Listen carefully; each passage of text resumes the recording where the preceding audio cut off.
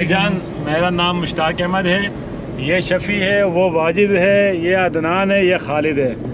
ये मुझे लेके आए थे नाश्ते के लिए घर से। मेरा घर है मोमनाबाद कराची से। अभी नाश्ते के लिए आए हैं कैफ़े इमरान पे माशाल्लाह। वहाँ बिल गारों में वहाँ बिल बनी है हमारी 7,400 टिप के साथ। ऐसी 6,900 बनी है। 500 रुपये टिप दी इन लोगों ने। 500 मेरी दिहाड़ी और 500 रुपये टिप दे दी। हाँ, नाश्ता कर लिया। अब हम जा रहे हैं वो खामखार का क्वार्टर देखने के लिए, और इसमें भी हमारा 3 लीटर पेट्रोल लगेगा। ये अलग गले में हमारा आएगा। तो ये टोटल हमारे को नाश्ता पड़ेगा फी बंदा 2,000 या 3,000 रुपये का।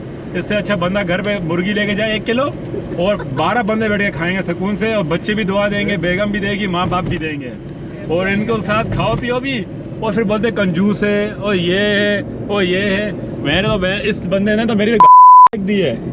ये बंदे ने ये सबर भाई, अगली वीडियो